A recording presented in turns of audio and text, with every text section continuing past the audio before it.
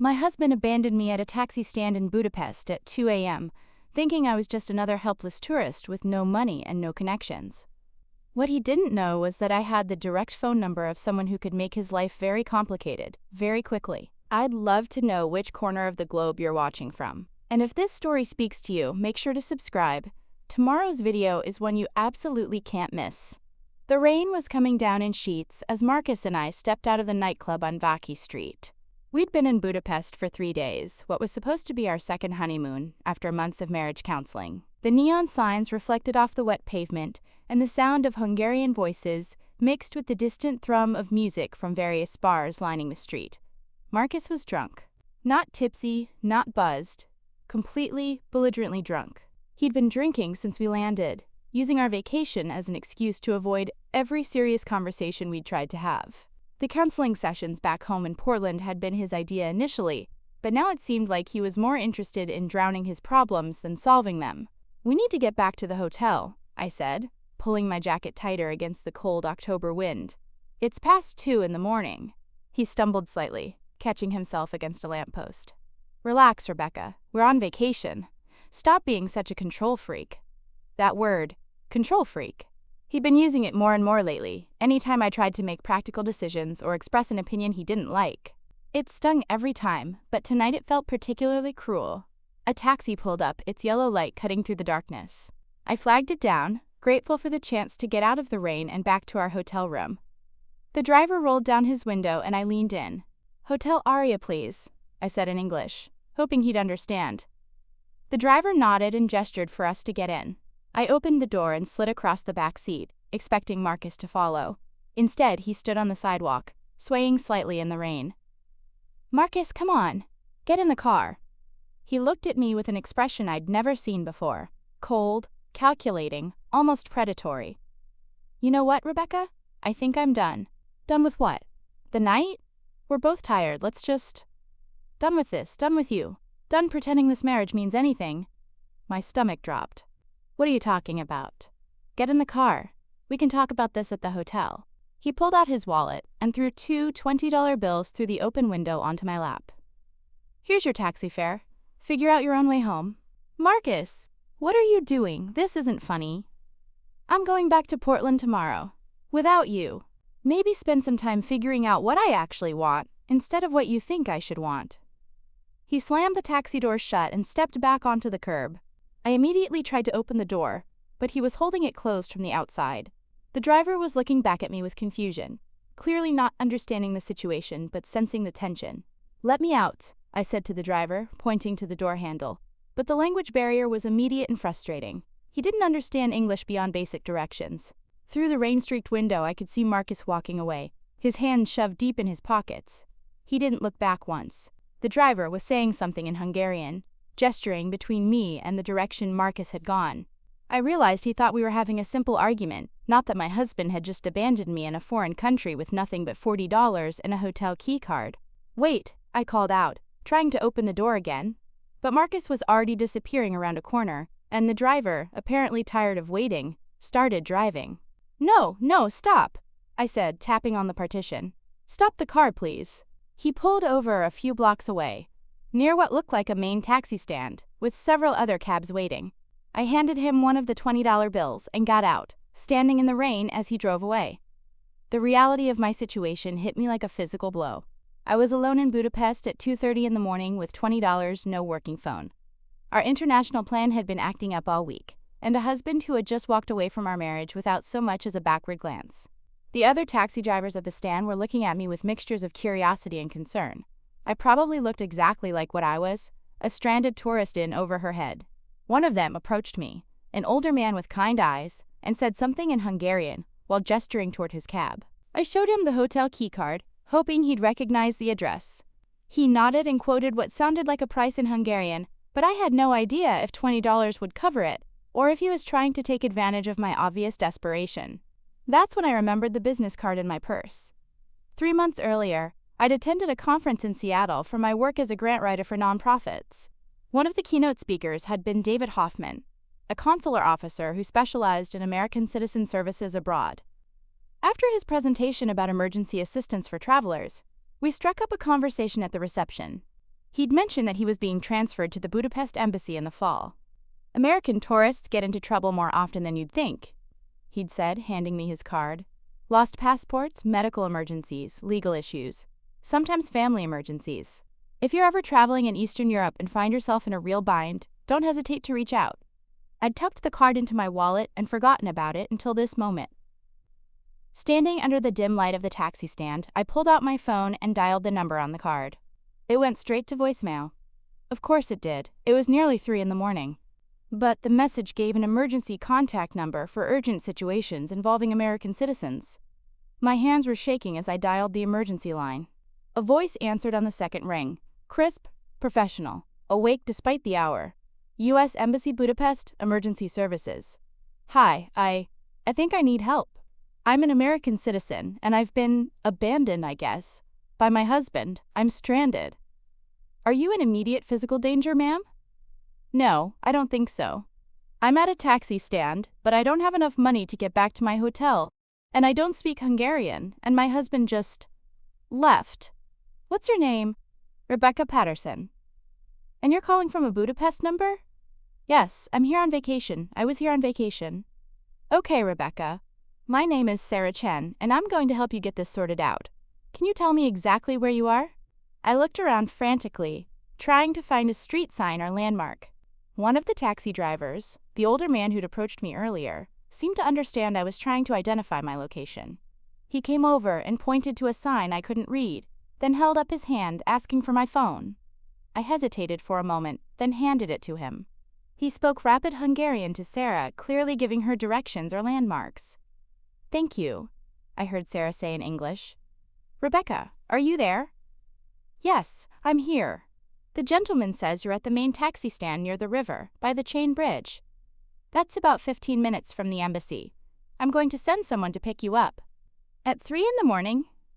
We have people on call for exactly these kinds of situations. You said your husband left you there? We were having problems. Marriage problems. We came here to try to work things out, but he's been drinking. And tonight he just snapped, threw some money at me, and walked away. Is he still in Budapest? I assume so. He said he was flying back to Portland tomorrow. Today, I guess. Okay. Someone will be there in 20 minutes. Look for a black SUV with diplomatic plates. The driver's name is James Morrison, and he'll have embassy identification. Thank you. I can't tell you how much this means. It's what we're here for, Rebecca. Just stay where you are and stay safe. I hung up and looked at the taxi driver who'd helped me. Thank you, I said, hoping the gratitude in my voice would translate across the language barrier. He nodded and said something that sounded reassuring, then gestured toward a small shelter where I could wait out of the rain. A lot of love and effort went into bringing this story to life. If you're enjoying it, we'd be so grateful if you'd subscribe to our channel. Now back to where we left off. As I stood there, watching the empty streets of Budapest and trying to process what had just happened, I felt a strange mixture of devastation and relief. My marriage was over. That much was clear. Marcus hadn't just abandoned me physically. He'd shown me exactly how little I meant to him, how easily he could walk away from everything we'd built together. But I wasn't as helpless as he thought I was.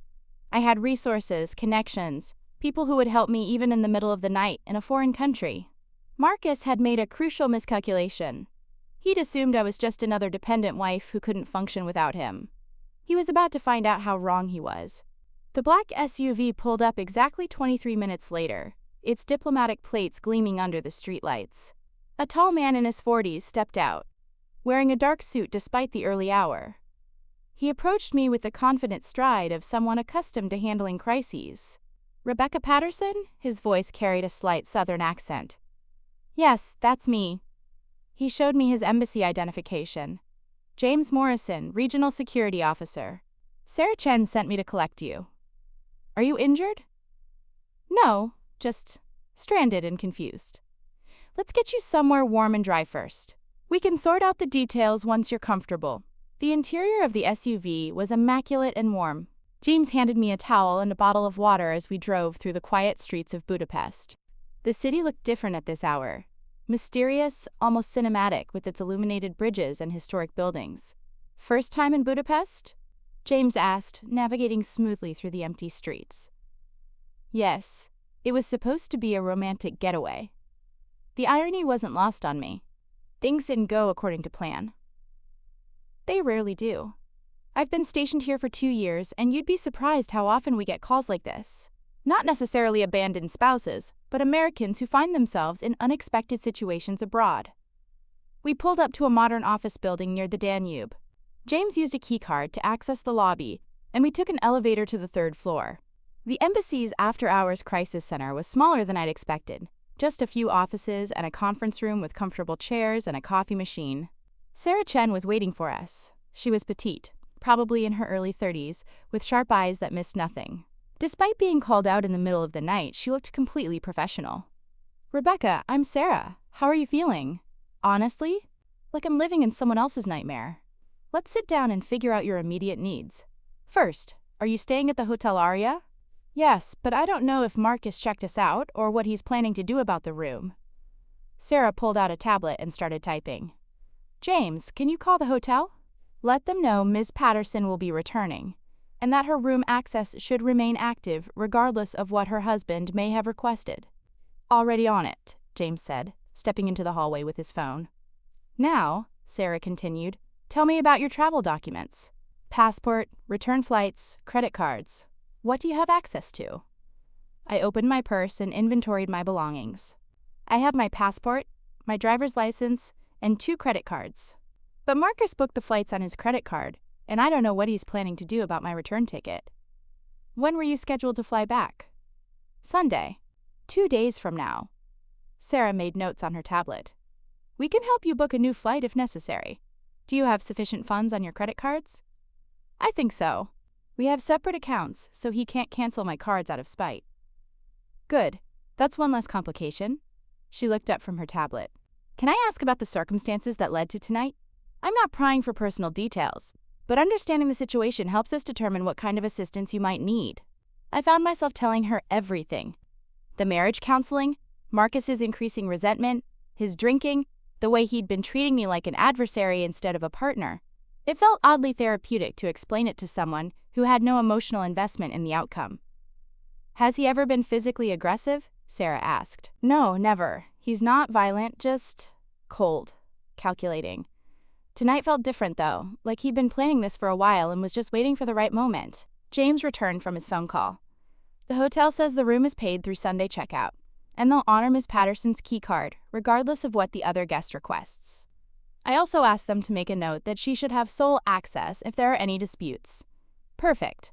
Rebecca, do you want to go back to the hotel tonight, or would you prefer alternative accommodations? We can arrange for a different hotel if being in the same space where Marcus might return makes you uncomfortable." I considered this. Part of me wanted to avoid any possibility of another confrontation, but another part of me refused to be driven from the room I had every right to occupy. "I think I'll go back to the hotel. If he comes back, I'll deal with it then." "Fair enough. James will escort you back and wait until you're safely in your room. Here's my direct number." Sarah handed me a business card. "And here's the after-hours emergency line again. Call if you need anything, transportation to the airport, help rebooking flights, or if Marcus causes any problems." "What about my marriage? I mean, legally, what happens now?" Sarah's expression softened slightly. "That's beyond what we can help with here. We can ensure your safety and help you get home safely, but divorce proceedings will need to be handled back in the United States." "Do you have a lawyer?" "No, we never thought we'd need one. When you get back to Portland, you might want to consider consulting with a family law attorney, especially if Marcus controls most of your joint assets, or if there are any concerns about him trying to manipulate your finances." The ride back to the Hotel Aria was quiet. I stared out the window at the city that had been the backdrop for the end of my marriage. In the daylight, Budapest had seemed romantic and full of possibility. Now it felt like a crime scene. James walked me to the elevator and waited until I was on my floor. "Get some rest if you can. And remember, you handled this situation better than most people would have. You kept your head, you knew who to call, and you advocated for yourself. That takes strength." The hotel room felt different when I entered alone. Marcus's belongings were still scattered around. His clothes on the chair, his phone charger by the bed, his cologne on the bathroom counter. The physical evidence of his presence made his absence even more stark. I sat on the edge of the bed and finally allowed myself to cry. Not just for the marriage that had ended so abruptly, but for the months of trying to save something that was already dead. For the energy I'd invested in counseling sessions that Marcus had never taken seriously. For the version of myself that had believed love could overcome incompatibility. My phone buzzed with a text message. For a moment, I hoped it might be Marcus, that he'd sobered up and realized the magnitude of what he'd done. Instead, it was from my sister Katie back in Portland. "How's the romantic getaway going? Send pics of the cute Hungarian food." I stared at the message for a long time before responding, "Change of plans. Coming home early. We'll call you tomorrow." She responded immediately. "Everything okay?" "No, but it will be." I spent the next hour methodically packing Marcus's belongings into a suitcase. Not out of kindness, but because I wanted every trace of him removed from my space. If he came back, his things would be waiting by the door. As I folded his shirts, I found myself thinking about the business card that had saved me tonight. David Hoffman's presentation 3 months ago had seemed like just another professional development opportunity. I'd attended because it was required for my job, not because I thought I'd ever need emergency consular services. But here I was, and that random networking moment had turned into a lifeline. I realized that Marcus had made a fundamental error in his dramatic exit. He'd assumed that abandoning me would leave me helpless and dependent, that I'd be forced to beg him to come back or find some way to grovel for his forgiveness. Instead, I'd handled the crisis more competently than he probably could have in my position. The thought gave me a small, fierce satisfaction. Tomorrow, I will figure out how to get home. I would start the process of disentangling our lives. I would begin the work of rebuilding my identity as a single person instead of half of a failed marriage. But tonight, I would sleep in a hotel bed in Budapest, knowing that I was stronger and more resourceful than my husband had ever given me credit for. And when he found out just how wrong he'd been about me, I suspected his reaction would be very different from the smug satisfaction he was probably feeling right now. I woke up at 7 a.m. to the sound of someone trying to use a key card on my hotel room door. The electronic lock beeped repeatedly.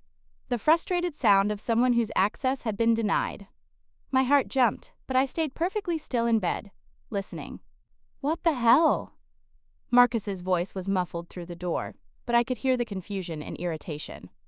He tried the card again. More beeping. Then silence. I heard footsteps moving away down the hallway, presumably toward the elevator.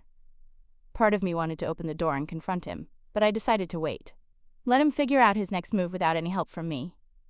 20 minutes later, my phone rang. Marcus. I let it go to voicemail, then listened to the message. "Rebecca, what did you do? The hotel says I can't access the room. This is ridiculous. We need to talk before I leave for the airport. Call me back." His tone was annoyed, like I was being unreasonable by not facilitating his convenience. No apology, no acknowledgement of what he'd done. Just irritation that his plan wasn't proceeding smoothly. I ordered room service breakfast and took a long shower, deliberately taking my time. While I was getting dressed, there was a knock at the door. I looked through the peephole and saw a hotel employee in uniform. "Miss Patterson, I'm Elena from Guest Services. Your husband is at the front desk requesting access to the room. He seems quite upset." I opened the door partway. "What did you tell him?" "We explained that you have exclusive access to the room as per the arrangement made early this morning. He's demanding to speak with a manager. His belongings are packed and ready by the door. He can collect them, but I don't want him in the room." Elena nodded professionally. "We can arrange for housekeeping to bring his luggage down to the lobby if you prefer to avoid any direct interaction." "That would be perfect. Thank you." Within an hour, I received another call from Marcus. This time I answered. "What kind of game are you playing, Rebecca?" "I'm not playing anything. You abandoned me at a taxi stand in the middle of the night. Did you think there wouldn't be consequences?" "I was drunk.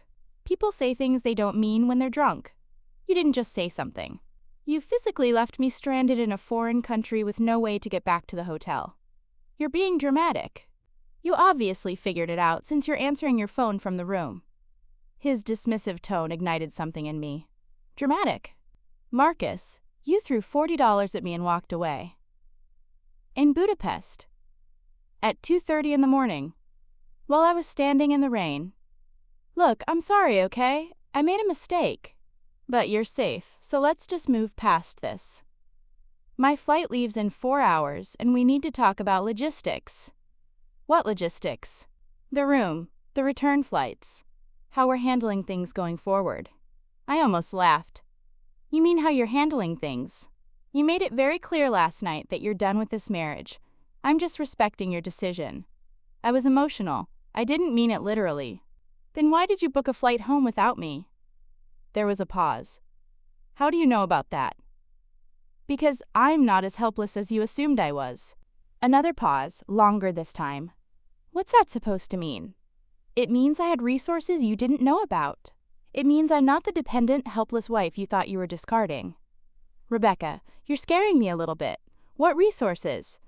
I found myself smiling. Nothing illegal if that's what you're worried about. I just had connections you weren't aware of. What kind of connections? The kind that respond to emergency calls at 3 in the morning. The kind that make sure American citizens don't get taken advantage of in foreign countries. The silence stretched so long I thought he might have hung up. You called the embassy? His voice had changed completely. The dismissive confidence was gone, replaced by something that sounded like genuine concern. I called the people who could help me when my husband abandoned me in a foreign country. Yes. Jesus Christ, Rebecca. Do you have any idea what you've done? I've taken care of myself, which is apparently more than you expected me to be able to do. This isn't about expectations. This is about, there are going to be records of this. Official records. Now it was my turn to pause. What are you talking about? Embassy involvement in domestic disputes creates documentation. It goes in files. It can affect security clearances, background checks, and professional licensing in some fields. I hadn't thought about that angle, but I wasn't about to let him make me feel guilty for protecting myself. Then you should have thought about that before you left me at a taxi stand. I need to come up to the room. We need to figure out how to minimize the damage from this. No. Rebecca, be reasonable. This affects both of us now. You made your choice last night. I made mine this morning. We're both living with the consequences. What do you want from me? What will it take to fix this? The question caught me off guard. 3 months ago, even 3 days ago, I would have had an answer. I would have wanted an apology, a commitment to counseling, a promise to work on our problems together. But sitting in that hotel room, looking at the empty space where his belongings had been, I realized I didn't want anything from him anymore. I want you to leave me alone, I said finally. That's not realistic. We have a house together, joint accounts, shared debts. We can't just pretend the last 5 years didn't happen. I'm not pretending anything didn't happen. I'm saying I'm done trying to fix something that's been broken for longer than either of us wanted to admit. So what, you're just gonna divorce me? Because of one bad night? I'm going to divorce you because you showed me exactly who you are when you thought I had no other options. And because I finally realized I deserve better than someone who would do that to me. I could hear him breathing heavily on the other end of the line. The embassy people. What did you tell them exactly? I told them my husband abandoned me and I needed help getting safely back to my hotel. Did you tell them why? Did you mention the drinking, or the fighting, or... I told them what they needed to know to help me. Nothing more, nothing less. Okay, that's probably manageable. Rebecca, listen to me. When we get back to Portland, we can handle this quietly. Divorce mediation. Split everything 50-50, no drama. But you can't involve any more official agencies. No police reports, no lawyers making threats, no social media posts about this. I was amazed by his audacity. Even now, he was trying to control the narrative, trying to minimize his exposure, rather than taking responsibility for his actions. I'll handle the divorce however I think is appropriate, I said. Just like I handled last night, however I thought it was appropriate. What does that mean? It means you don't get to abandon me and then dictate how I respond to being abandoned. I'm trying to protect both of us here. You're trying to protect yourself. There's a difference. I hung up before he could respond, then immediately called the front desk. This is Rebecca Patterson in room 847. My husband may try to contact you again about accessing the room or about my activities. Please don't provide him with any information about my comings and goings, and don't let him up to this floor. Of course, Ms. Patterson. Is there anything else we can do to ensure your comfort during the remainder of your stay? Actually, yes. I'd like to extend my reservation through Tuesday. I'm not ready to go home yet. After I hung up, I called Sarah Chen at the embassy. Rebecca, how are you feeling this morning? Better than expected, actually. But I wanted to let you know that Marcus is aware I contacted the embassy for help. He seemed concerned about official documentation. That's not uncommon. Some people worry about how emergency assistance might look on background checks or professional reviews. But you have nothing to worry about. You did exactly what any sensible person would do in your situation. Is there anything I should know about the official record of last night? Standard consular assistance documentation. It's not a black mark or a red flag. It's just a record that we provided help to an American citizen who requested it. Happens dozens of times every month. Good to know. Sarah, I have another question. I'm thinking of staying in Budapest for a few extra days. Is that advisable, or should I get out of the country as quickly as possible? From our perspective, there's no reason you can't stay longer if you want to. You're not in any danger, and you've proven you can handle unexpected situations. Sometimes people need a few days to process what's happened before they're ready to go home and face the next chapter. That's exactly how I feel. Take the time you need. And Rebecca? You handled yourself with remarkable composure last night. A lot of people would have fallen apart in that situation. After I ended the call, I sat by the window looking out at the Danube River. Marcus was probably at the airport by now, boarding his flight back to Portland. By the time I got home, he'd have had days to spin this story to his friends, to prepare his version of events, to position himself as the victim of an overreaction. But I had something he didn't expect. Time to plan my next moves, without pressure, without manipulation, without his constant attempts to control the narrative. For the first time in months, I felt genuinely excited about the future. On Sunday morning, I decided to explore Budapest properly for the first time. Without Marcus's constant complaints about walking too much or his insistence on finding American restaurants, I could actually experience the city. I started at the Great Market Hall, wandering through stalls selling Hungarian paprika, handmade crafts, and local delicacies I'd never heard of.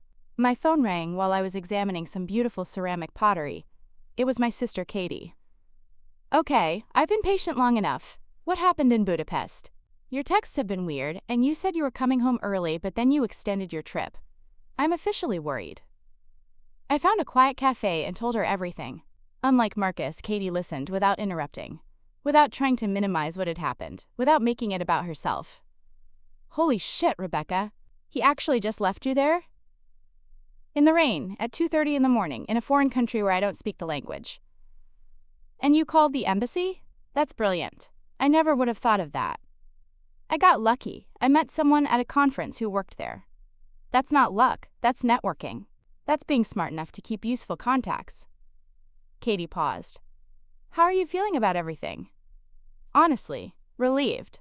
I know that sounds weird, but I feel like I've been holding my breath for months, waiting for our marriage to either get better or completely fall apart. Now I know. What are you going to do when you get home? File for divorce. Find a lawyer. Figure out how to untangle 5 years of shared everything. Do you need me to help you find a lawyer? My friend Melissa went through a messy divorce last year and had a great attorney. That would be helpful. I don't even know where to start with legal stuff. After we hung up, I continued exploring the city with a strange sense of liberation. Every decision was mine alone.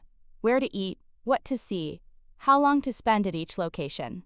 I realized I'd been accommodating Marcus's preferences for so long that I'd almost forgotten what mine were.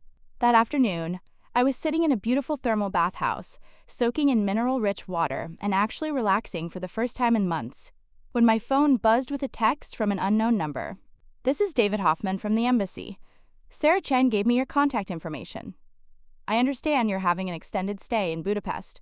Would you like to meet for coffee? I'd love to hear how my networking advice worked out for you. I stared at the message, trying to remember where I'd heard that name. Then it clicked. He was the consular officer from the Seattle conference, the one who'd given me his business card and told me to contact him if I ever needed help in Eastern Europe. I texted back, I'd love to meet. Your business card literally saved my life Friday night. We arranged to meet Monday morning at a cafe near the embassy. David turned out to be in his late 40s, with graying hair and the kind of calm demeanor that probably served him well in crisis situations. He ordered his coffee in fluent Hungarian and smiled when he saw my impressed expression. 4 years in Budapest will do that to you, he said. Sarah told me about your situation. She said you handled everything remarkably well. I don't know about that. I mostly just tried not to panic. That's exactly what handling it well looks like. You'd be surprised how many people in similar situations make impulsive decisions that make everything worse. You kept your head, used your resources, and advocated for yourself. That's textbook crisis management. Can I ask you something? My husband seemed really concerned about official documentation. Should I be worried about that? David shook his head. What happened to you falls under standard consular assistance. We help American citizens every day with lost passports, medical emergencies, legal issues, family problems. It's not a black mark on anyone's record. It's just evidence that the system worked the way it's supposed to. He seemed to think it could affect security clearances or background checks. Only if there were criminal charges involved, which there weren't. A spouse abandoning someone isn't a crime, unfortunately. It's just a terrible thing to do to another person. We talked for over an hour about travel, work, and life abroad. David had fascinating stories about helping Americans in crisis situations all over Eastern Europe. Some were dramatic: political arrests, serious accidents, natural disasters. Others were mundane, but equally important: people who'd lost their medication, missed flights due to strikes, or gotten caught up in bureaucratic nightmares. The common thread, he said, is that the people who handle crises best are the ones who stay calm and ask for help when they need it. Pride and panic are the two biggest obstacles to getting through difficult situations abroad. As we were wrapping up, David mentioned something that caught my attention. If you're interested in staying in Budapest longer than just a few more days, there are actually some interesting opportunities here. The embassy occasionally needs temporary contract workers, especially people with grant writing experience who can help with cultural exchange programs. Really? There's a 6-month cultural diplomacy initiative starting in January. It would involve coordinating with Hungarian universities and American educational institutions. Your background in nonprofit grant writing would be perfect for it. The idea hit me like a bolt of lightning. Are you serious? Completely. The pay is decent, housing is provided, and it would look excellent on a resume. Plus, you'd get to experience living abroad properly, not just as a tourist. I walked back to my hotel in a daze. The possibility of staying in Budapest, of starting completely fresh in a new country, was intoxicating.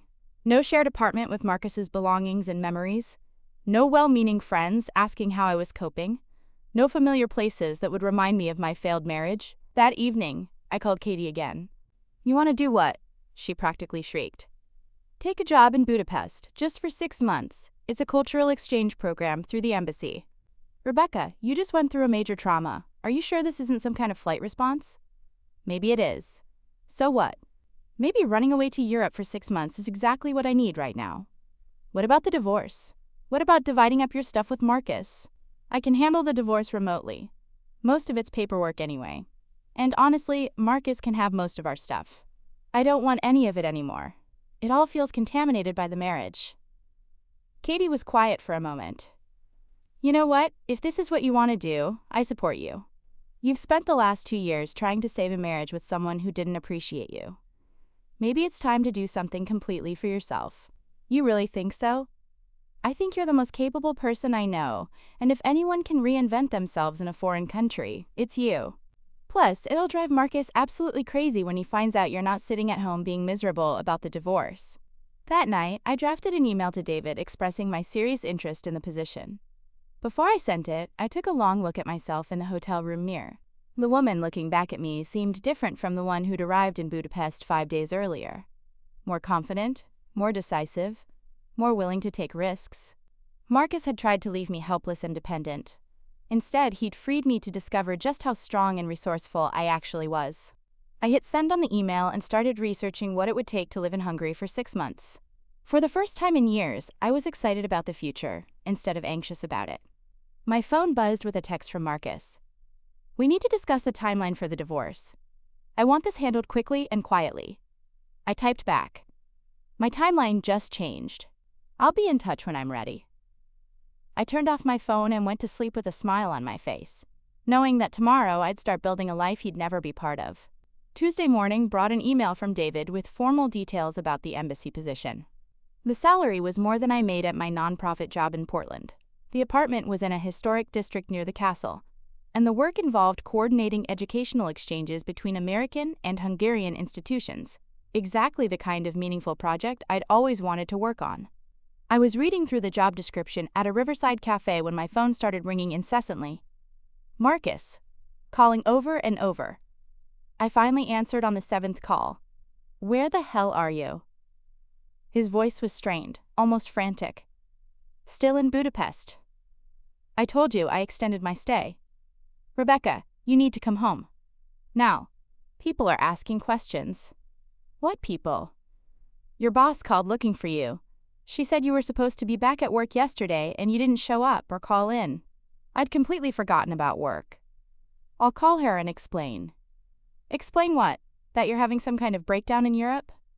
I'm not having a breakdown. I'm thinking clearly for the first time in months. This isn't like you. You're being impulsive and irresponsible. The accusations stung, because part of me worried he might be right.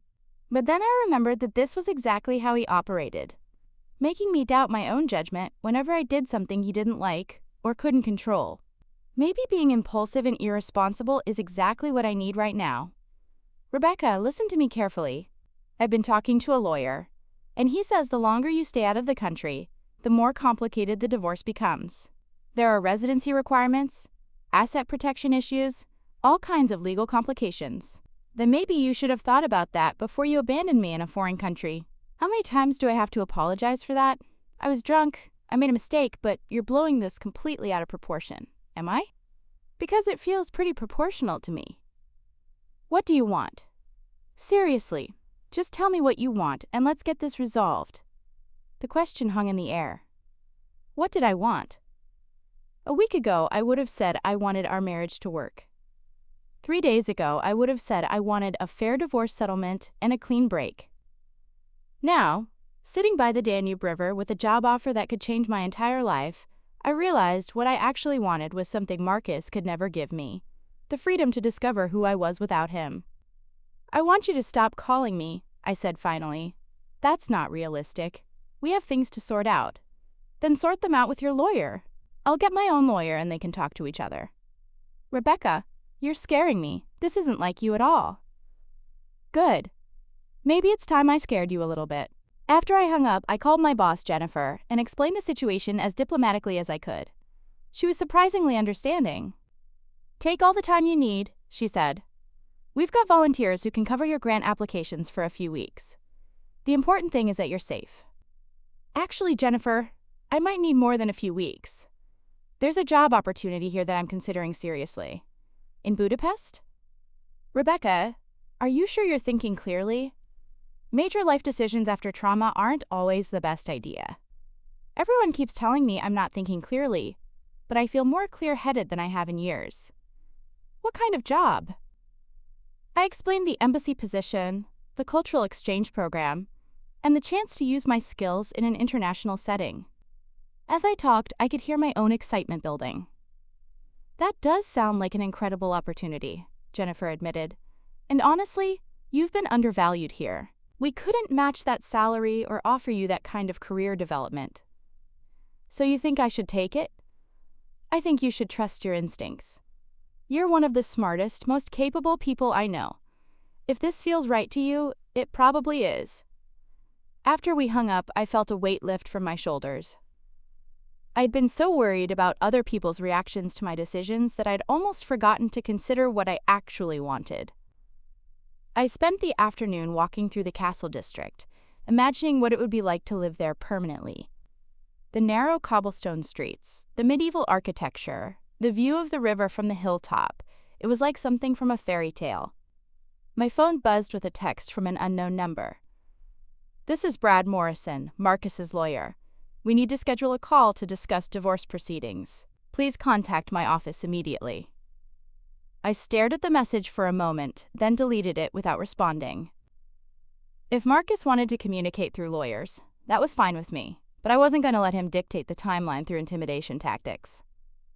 That evening, I met Sarah Chen for dinner at a traditional Hungarian restaurant. She'd invited me as a friend, not in her official capacity, and I found myself genuinely enjoying her company. David told me about the job offer, she said over goulash and Hungarian wine. Are you seriously considering it? More than considering, I think I want to do it. What's holding you back? Fear, mostly. Fear that I'm running away from my problems instead of dealing with them. Fear that I'm making a huge mistake. Fear that everyone back home thinks I've lost my mind. Sarah smiled. I've been a Foreign Service officer for 8 years. I've lived in 6 different countries. Do you know how many people have told me I was crazy for choosing this life? A lot. Everyone. My parents, my college friends, my ex-boyfriend who thought I should settle down and have babies instead of gallivanting around the world. But you know what I've learned? The people who tell you not to take risks are usually the people who are too afraid to take risks themselves. But what if I fail? What if I can't handle living abroad alone? Then you'll come home. It's not a life sentence, Rebecca. It's an adventure with an exit strategy. We talked until the restaurant closed, and by the end of the evening, I knew what I was going to do. The next morning, I called David and formally accepted the position. Then I called a Hungarian attorney that Sarah had recommended to handle the local paperwork for my work visa and residence permit. Finally, I called Marcus. Thank God, he said when he heard my voice. When are you coming home? I've got meetings set up with mediators, and Brad says we can have this whole thing wrapped up in a month if we're cooperative. I'm not coming home. Silence. What do you mean you're not coming home? I mean, I'm staying in Budapest. I got a job here. I'm moving here. That's not possible. You can't just move to Hungary. Actually, I can. I'm a U.S. citizen with marketable skills and a job offer from the American Embassy. It's surprisingly straightforward. Rebecca, this is insane. You don't speak Hungarian. You don't know anyone there. You've never lived abroad. I'm learning Hungarian. I do know people here now, and there's a first time for everything. What about the house? What about your job? What about our entire life? What about it? You walked away from our entire life Friday night. I'm just making it official. I didn't walk away from everything. I had a moment of temporary insanity. But people work through these things. People go to counseling, they rebuild their marriages. Some people do. We're not going to be some of those people. So you're just going to disappear to Europe and pretend the last 5 years didn't happen? I'm going to build a new life in Europe and stop pretending the last 5 years were working. I could hear him breathing heavily on the other end of the line. How long? He asked finally. How long is it? How long are you planning to stay there? I signed a 6-month contract, but it's renewable. Could be 6 months, could be 6 years. I'll figure it out as I go. And the divorce? My lawyer will handle it. Yours can talk to me. What lawyer? You don't have a lawyer. I will by tomorrow. Another long silence. Rebecca, please, come home and let's talk about this face to face. You're making decisions that will affect the rest of your life based on one bad night. No, Marcus. I am making decisions that will affect the rest of my life based on 5 years of bad nights and one night that finally showed me who you really are. I hung up and immediately blocked his number. Then I called Katie to tell her I was officially staying in Budapest. You're really doing this, she said, and I could hear the admiration in her voice. I'm really doing this. I'm proud of you, you know that? Most people would just go home and try to put their life back together the same way it was before. You're actually brave enough to build something completely new. As I hung up, I realized that Marcus's greatest miscalculation wasn't just abandoning me. It was underestimating my capacity to thrive without him. 3 weeks later, I was settling into my new apartment in Budapest district when the hotel called.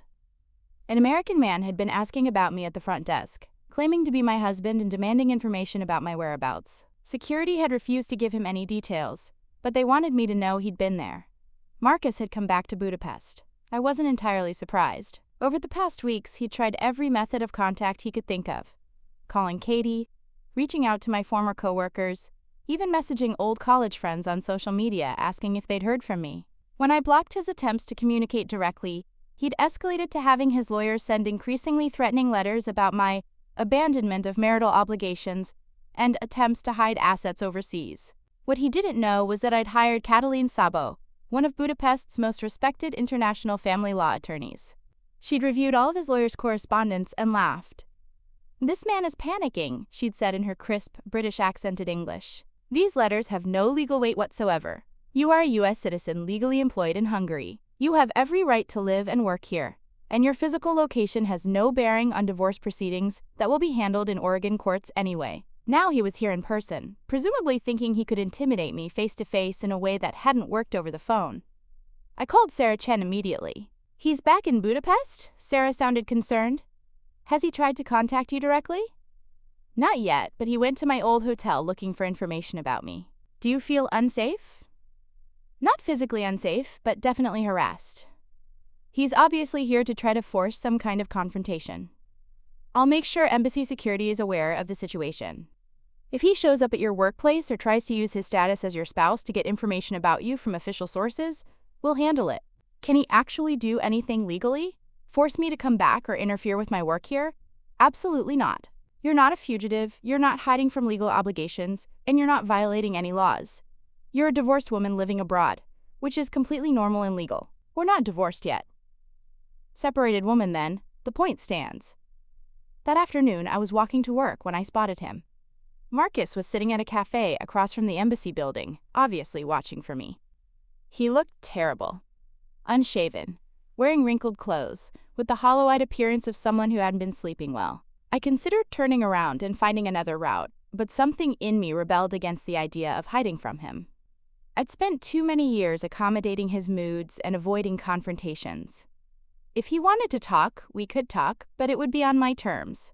I walked directly over to his table and sat down. "Hello, Marcus." He looked startled, as if he hadn't expected me to approach him voluntarily. "Rebecca, you look..." He paused, studying my face. "You look different." I probably did look different. I'd been eating better, sleeping better, and exercising regularly. The constant stress that had defined the last year of our marriage was gone, replaced by the excitement of learning a new language, navigating a new culture, and doing work that actually mattered to me. "What are you doing here, Marcus?" "I came to bring you home. This is my home now." "No, it's not. This is some kind of elaborate escape fantasy. Your real life is in Portland. My real life is wherever I choose to make it." He leaned forward, and I could smell alcohol on his breath even though it was only 2 in the afternoon. "Rebecca, you're destroying both of our lives with this stunt. Do you have any idea what people are saying back home?" "I don't care what people are saying back home." "Well, I do. My colleagues, my clients, my friends, they all think my wife had some kind of breakdown and ran away to Europe. It's humiliating." "Your wife didn't have a breakdown. Your wife got tired of being treated like an inconvenience and decided to build a better life somewhere else. You can't just disappear and reinvent yourself. That's not how real life works." "It's exactly how real life works. People do it all the time." Marcus pulled out his phone and showed me the screen. "I have a flight booked for both of us tomorrow night. Portland to Budapest, direct. We can be home by Friday and start putting this mess behind us." I stared at him in genuine amazement. "You booked me a flight without asking me?" "I knew you wouldn't agree to it if I asked. So you just assumed you could show up here and... what? Drag me to the airport?" "I assumed you'd come to your senses once you saw me face to face and remembered what we built together. What we built together was a marriage where you made unilateral decisions and expected me to go along with them. Like booking flights without consulting me. Like abandoning me in a foreign country when you were angry. That was different. I was drunk, I was emotional. And now you're drunk and emotional again, trying to force me onto a plane against my will. Do you see the pattern here?" Marcus's face flushed red. "I am not drunk. You smell like a distillery, and it's 2 o'clock on a Wednesday afternoon. I had a drink with lunch. That's not the same thing as being drunk. Marcus, listen to me very carefully. I am not getting on a plane with you. I am not coming back to Portland. I am not resuming our marriage. This conversation is the closure you get, and then you need to leave me alone. You can't be serious about staying here permanently. What happens when your little embassy job ends? What happens when you get sick, or lonely, or tired of pretending to be someone you're not? Then I'll figure it out, just like I figured out how to handle being abandoned at a taxi stand. You didn't figure that out. You got lucky that you happened to have some random contact at the embassy. No, Marcus. I got resourceful. I kept useful professional connections. I stayed calm under pressure. I advocated for myself. Those aren't accidents or luck. Those are skills. Skills you learned from me."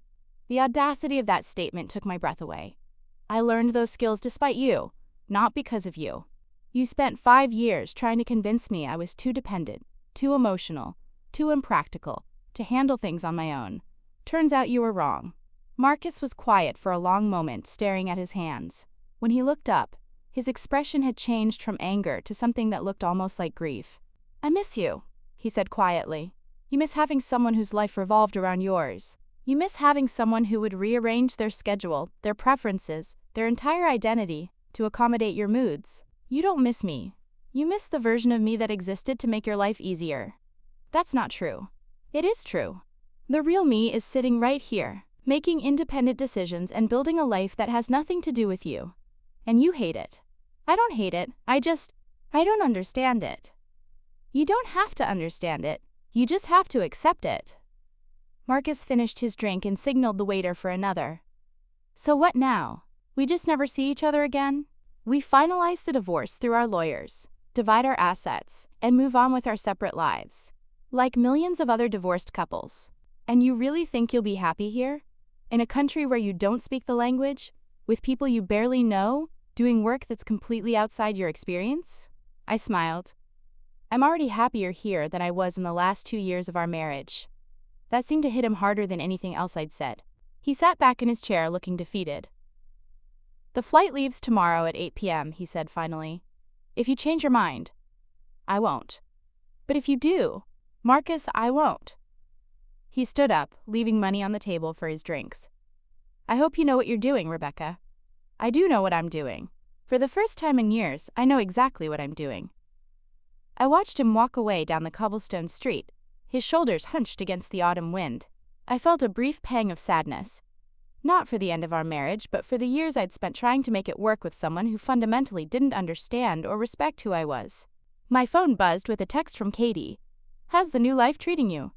I typed back, better than I ever imagined possible. That evening, I had dinner with David Hoffman and Sarah Chen at a restaurant overlooking the Danube. We talked about my upcoming projects, my progress with Hungarian language lessons, and my plans for exploring more of Eastern Europe on weekends. Any regrets? David asked as we watched the sunset over the river. About the marriage ending? No. About not doing something like this sooner? Absolutely. The next night, I knew Marcus's flight was taking off. I was at a wine bar with colleagues from the embassy, practicing my Hungarian and laughing at my terrible pronunciation. My phone stayed silent. No last-minute calls, no desperate texts, no final attempts at manipulation. Marcus had finally accepted what I'd been trying to tell him all along. I was no longer the woman he thought he could abandon and control. I was someone entirely new, someone who discovered her own strength in the most unexpected way possible. And the best part? This was just the beginning. 6 months after Marcus's failed attempt to retrieve me from Budapest, I was sitting in a board meeting at the Hungarian Ministry of Education, presenting a proposal for expanding the cultural exchange program I'd been managing. The meeting was conducted entirely in Hungarian, and I was keeping up without an interpreter, something that would have seemed impossible when I first arrived. My phone had been buzzing throughout the meeting with messages I couldn't check. When we finally took a break, I saw they were all from Katie. Emergency. Call me immediately. Rebecca, seriously, call me right now. It's about Marcus. Call me. I stepped into the hallway and dialed her number. Thank God, Katie said when she answered. I've been trying to reach you for hours. I was in meetings. What's wrong? What about Marcus? He's been arrested. I felt the floor shift under my feet. Arrested for what?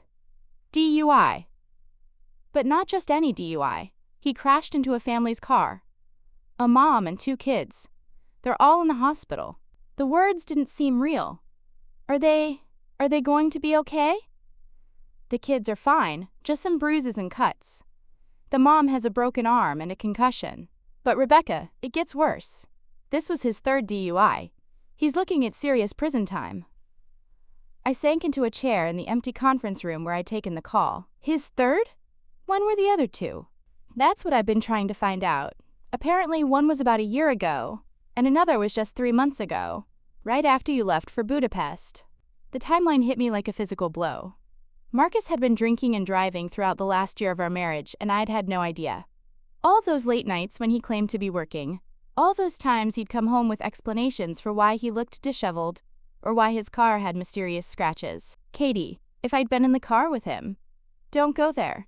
You weren't, and that's what matters. How do you know all this? His lawyer called me looking for character references. Apparently, Marcus told him we were close, and that I might be willing to testify about his good character before the marriage fell apart. I almost laughed at the absurdity. What did you tell him? I told him I'd never met anyone with worse character judgment than Marcus Patterson, and that if he wanted character references, He should try calling someone who wasn't related to the woman Marcus abandoned in a foreign country. Despite everything, I found myself smiling. You didn't actually say that. I absolutely said that. And then I told him that if he contacted me again, I'd be happy to testify about Marcus's character, but probably not in the way he was hoping for. We talked for another 20 minutes, with Katie filling in details she'd gathered from mutual friends and social media gossip. The story that emerged was of a man whose life had completely unraveled after I left. He'd been drinking heavily, missing work, alienating friends, and apparently driving under the influence regularly. The worst part, Katie said, is that people back home are saying this proves you were right to leave. That you must have known he was spiraling and got out before he took you down with him. I didn't know about drinking and driving. I knew he was drinking more, but I thought it was just marriage stress. It doesn't matter what you knew or didn't know. What matters is that you're safe and building an amazing life, while he's facing the consequences of his own choices. After we hung up, I sat in that conference room for a long time, trying to process the news. Part of me felt guilty. Shouldn't I feel worse about Marcus facing prison time? Shouldn't I be more concerned about his welfare? But the overwhelming emotion I felt was relief. Relief that I hadn't been in the car when he crashed. Relief that I hadn't spent the last 6 months enabling his drinking by making excuses for him or trying to manage his problems. Relief that his destructive behavior was finally catching up with him in a way that might force him to get help. I thought about the family he hit, the mother with a broken arm, the children who could have been killed. If I'd stayed in Portland, if I'd continued trying to save our marriage, would I have been able to prevent this? Or would I have just become another casualty of his self-destruction? My phone rang. It was David Hoffman. Rebecca, I heard you had some difficult news from home today. Are you okay? Word traveled fast in the embassy community. I'm processing it. It's shocking, but honestly, I'm mostly just grateful I wasn't there. That's a healthy response. Sometimes the best thing we can do for people who are determined to destroy themselves is to get out of the blast radius. David, can I ask you something? In your experience, do people ever really change? I mean, fundamentally change, not just modify their behavior temporarily. He was quiet for a moment. In my experience, people change when the consequences of not changing become unbearable. Sometimes that happens through love and support, but sometimes it happens through hitting rock bottom hard enough that they can't ignore it anymore. And which one do you think this is for Marcus? Only he can answer that. But I will say this, you staying in that marriage wouldn't have prevented this crash. It might have delayed it, or there might have been additional victims. But people don't stop self-destructive behavior because someone else manages their life for them. That evening, I walked along the Danube, thinking about the path that had led me here. 9 months ago, I'd been Rebecca Patterson, a frustrated wife trying desperately to save a failing marriage. Tonight, I was Rebecca Patterson, international education coordinator, fluent Hungarian speaker, and someone who'd built an entirely new life from scratch. My phone buzzed with a text from an unknown international number. My heart rate spiked. Was Marcus somehow contacting me from jail? But when I opened it, the message was from someone I didn't recognize. Hi, Rebecca. This is Jennifer Walsh. I got your number from David Hoffman. I'm starting an educational nonprofit focused on Central European programs. And David said you might be interested in discussing opportunities. Would you be available for a call this week? I stared at the message. Even here, even in my new life, opportunities were opening up because of the network I'd built and the reputation I was developing. This was how professional life was supposed to work. People reaching out because they'd heard good things about your work, not because they needed someone to clean up their mistakes. I texted back, I'd love to hear more. I'm available Thursday afternoon Budapest time. Walking home through the Castle District, I reflected on how completely my life had changed. Not just the obvious things like location and job, but the fundamental way I moved through the world. I made decisions based on what I wanted, not on what would avoid conflict with someone else. I took risks because they excited me, not because I was trying to prove something to a skeptical partner. I built relationships based on mutual respect and shared interests, not on dependency and obligation. The next morning brought an email that made me laugh out loud. It was from Marcus's lawyer, the same Brad Morrison, who'd been sending me threatening letters for months. Dear Miss Patterson, it read. Given recent developments in Mr. Patterson's legal situation, he would like to expedite the divorce proceedings. He is prepared to agree to all terms previously proposed by your attorney. including the division of assets and the waiver of spousal support claims. Please advise your counsel that we would like to finalize all paperwork as quickly as possible. I forwarded the email to Catalin with a note. Looks like someone's priorities have shifted. She called me an hour later, barely containing her amusement. 6 months ago, this man was threatening to fight you over every coffee mug and claiming you were mentally unstable for moving abroad. Now he wants to sign whatever papers will make you go away fastest. What changed? Prison changes people's priorities very quickly. He probably realizes that having an ex-wife living successfully abroad looks much better than having an estranged wife who might be called to testify about his drinking habits during the marriage. Can I be called to testify? Potentially, though it's unlikely given that you're not in the country. But the possibility is probably terrifying him. So we can finalize everything quickly? If he's truly willing to agree to everything we proposed, we could have you divorced within a month. A month.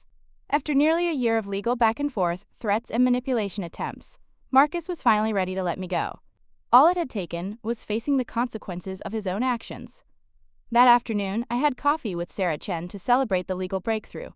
She'd become one of my closest friends in Budapest, and we often met to discuss both work and personal developments. "So how does it feel?" she asked. "Knowing that you'll officially be free of him soon?" Honestly, I've felt free of him since that night at the taxi stand. The legal stuff is just paperwork at this point. And the guilt? Any second guessing about whether you could have helped him avoid this? I had been wrestling with that question since Katie's call. I think I'm finally understanding that you can't save someone from themselves. I spent years trying to manage his moods, avoid conflicts, make his life easier, hoping it would make him happier and more stable. But all I was really doing was enabling him to avoid dealing with his own problems. That's a hard lesson to learn. The hardest part is accepting that leaving wasn't giving up on him. It was giving up on the fantasy that I could control his choices. Sarah nodded. I see this a lot in the foreign service community.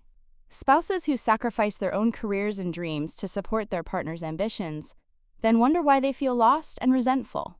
Healthy relationships are the ones where both people are building their own lives while choosing to share them.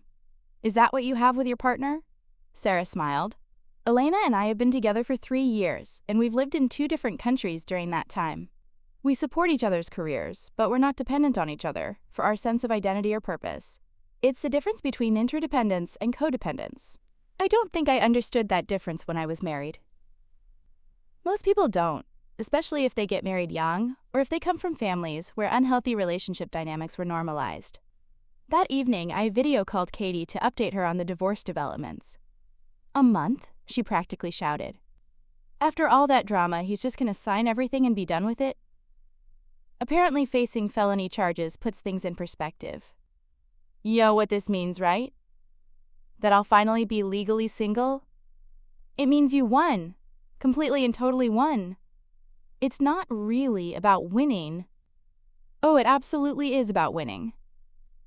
9 months ago, Marcus thought he could discard you like an inconvenient piece of luggage. He assumed you'd be helpless without him, that you'd come crawling back begging for another chance. Instead, you built an amazing career in a foreign country, learned a new language, made new friends, and became completely independent. Meanwhile, he spiraled into alcoholism and is now facing prison time. If that's not winning, I don't know what is. When she put it that way, I had to admit she had a point. I never thought of it as a competition. That's because you're a better person than he is. But trust me, he thought of it as a competition. He just didn't realize he'd already lost the moment he walked away from you at that taxi stand. 2 weeks later, I received the final divorce papers in the mail. Rebecca Elizabeth Patterson, divorced. I stared at my signature on the documents, marveling at how anticlimactic it felt after months of legal maneuvering. That same day, I received another email from Jennifer Walsh about the nonprofit opportunity. She was offering me a position as Director of International Programs, with a salary substantially higher than my embassy job, and the opportunity to develop educational exchanges throughout Central and Eastern Europe. I called David to thank him for the referral. "You don't need to thank me," he said. "Your reputation is making these opportunities happen. Word gets around quickly in our community about people who are competent, reliable, and innovative. It's still surreal to me that people are actively recruiting me. It shouldn't be. You've proven that you can handle crisis situations, adapt to new environments, learn new skills quickly, and deliver results under pressure. Those are exactly the qualities international organizations are looking for. That weekend, I took a train to Vienna to meet with Jennifer in person. As I watched the Hungarian countryside roll past the window, I thought about the woman who'd arrived in Budapest 9 months ago, desperate and abandoned at a taxi stand. She would never have imagined taking a spontaneous international business trip, or being recruited for leadership positions, or navigating foreign bureaucracy in a second language. The meeting with Jennifer went even better than I'd hoped. Her organization was focused on exactly the kind of educational bridge building I was passionate about, and she offered me the position on the spot. "When could you start?" she asked. "I need to give proper notice at the embassy, but I could probably begin in 6 weeks." "Perfect. We're planning a major conference in Prague this fall, and having someone with your embassy experience leading the coordination would be invaluable." On the train back to Budapest, I called Katie with the news. "Another promotion? Rebecca, you've been there less than a year and you're already moving up to bigger and better opportunities." "I know. It doesn't feel real." "It's real because you made it real. You took a horrible situation and turned it into the foundation for an amazing life." "Katie, can I tell you something? I'm happy. Not just content, not just okay. Genuinely happy. I wake up excited about my work. I love where I live. I'm proud of what I've accomplished. I don't think I've felt this way since college. You know what makes me happiest about that?" "What?" "Marcus will never be able to take credit for any of it. He'll never be able to claim that your success was somehow because of him, or that he contributed to it in any way. This is all you." That night I stood on my apartment balcony looking out over the Danube River, thinking about the journey that had brought me here. Marcus had tried to leave me helpless and dependent, but instead, he'd given me the push I needed to discover my own strength. His abandonment had become my liberation. My phone buzzed with a text from an unknown number. For a split second, my heart rate spiked, thinking it might be Marcus somehow contacting me from prison. But it was from David Hoffman. "Heard about the new job opportunity. Congratulations. Also wanted you to know, the embassy is planning to use your program model as a template for similar initiatives in other countries. Your work here is going to have an impact far beyond Budapest." I smiled and typed back, "Thank you for everything. If you hadn't given me that business card in Seattle, none of this would have been possible. That business card just gave you a phone number. Everything else was you." As I got ready for bed, I reflected on how completely the narrative had changed.